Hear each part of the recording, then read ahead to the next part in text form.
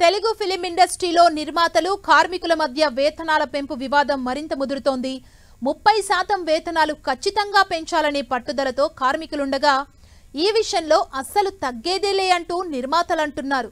కార్మికులేమో ఇటు labour commission చెంతకు వెళ్ళగా నిర్మాతలేమో ఈ పంచాయతీని చిరంజీవి దగ్గరికి తీసుకెళ్లారు. మరోవైపు సినిమాటోగ్రఫీ మంత్రి కోమటిరెడ్డి వెంకటరెడ్డి ఈ వ్యవహారంపై స్పందించారు.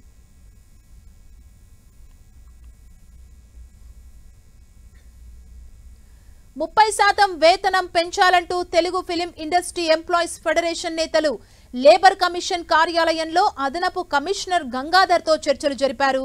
1% ప్రతిపాదన చేసిన లేబర్ కమిషన్ ప్రొడ్యూసర్ కౌన్సిల్తో చర్చించి సమస్య పరిష్కరిస్తామని హామీ ఇచ్చింది. 2022లో చివరిసారిగా వేతనాలు సవరించిన తరువాత 3 ఏళ్ల వ్యవధిలో 30% పెంపు ఒప్పందం ప్రకారం అమలు చేయాలని ఫెడరేషన్ డిమాండ్ చేస్తోంది.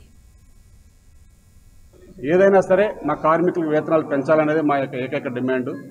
మేము పని గంటలు మాకున్న కండిషన్లు అవన్నీ కండిషన్స్ ఏవైతే పెట్టారో ప్రొడ్యూసర్స్ కానీ మా సైడ్ నుంచి ఉన్న కండిషన్లు కానీ అవన్నీ కూడా తర్వాత ముందు వేజెస్ అనేది ఒక నిర్మాణం అయిపోయిన తర్వాత అటు సైడ్ ఒక కమిటీ ఇటు సైడ్ ఒక కమిటీ వేస్తా అన్నారు. ఇది వేరే ఇంకేమైనా రూల్స్ అండ్ రెగ్యులేషన్స్ మార్పులు కానీ ఏదైనా ఉంటే కనుక తర్వాత వారి సైడ్ ఒక 6గురిని, నిర్మాతల మండలి నుంచి ఒక 6గురిని, ఛాంబర్ నుంచి ఒక 6గురిని, మా ఫెడరేషన్ నుంచి ఒక 6గురిని కమిటీ చేసి తదుపరి పాయింట్లోకి వెళ్దాం. ముందైతే వేతనాలు అనేది ఫైనల్ చేస్తామని చెప్పారు. వేతనం పెంపును అంగీకరించని నిర్మాతలు ఈ వివాదం పరిష్కారం కోసం చిరంజీవితో భేటీ అయ్యారు. ఈ సమస్యపై చిరంజీవి ఇంట్లో చర్చించారు.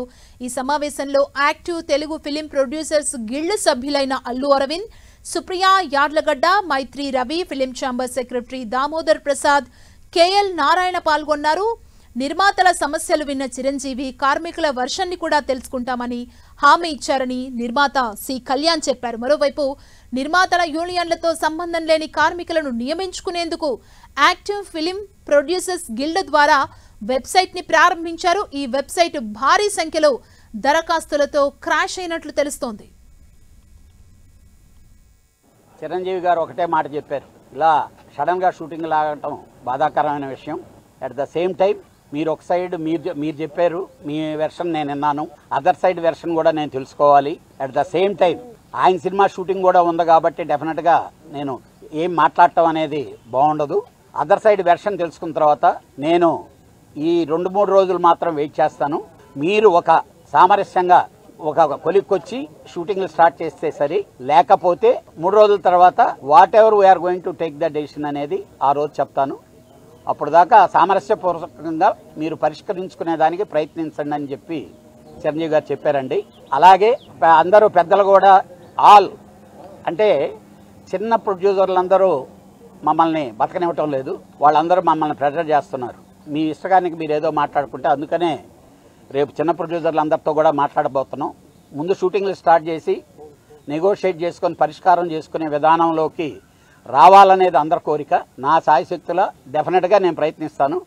డెఫినెట్గా రేపు ఈవినింగ్ లోపల పాజిటివ్ నిర్ణయంతో వస్తామనే నమ్మకం ఉంది. మరోవైపు వేతనాల పెంపు విషయంలో సినీ కార్మికుల ఆందోళనపై సినిమాటోగ్రఫీ మంత్రి కోమటిరెడ్డి వెంకటరెడ్డి స్పందించారు. కార్మికులకు జీతాలు పెంచాల్సిన అవసరం ఉందన్న ఆయన ఈ బాధ్యతను ఎఫ్డీసీ చైర్మన్ దిల్ రాజుకు అప్పగించామని చెప్పారు. ఢిల్లీ పర్యటన తర్వాత తాను కూడా కార్మికులతో మాట్లాడతానని మంత్రి అన్నారు. పాన్ ఇండియా సినిమాలు తీస్తూ భారతదేశంలోనే తెలుగు చలించడం మంచిగా ఉన్న పరిస్థితుల్లో వాళ్ళ జీతాలు పెంచాలనే విషయంలో దిల్రాజు గారు చర్చిస్తున్నాం, మా ఎండీ గారు మాట్లాడుతున్నాం. రేపు ఎల్లుండి ఢిల్లీ ప్రోగ్రాం తర్వాత నేను కూడా మాట్లాడి సానుకూలంగా సమస్య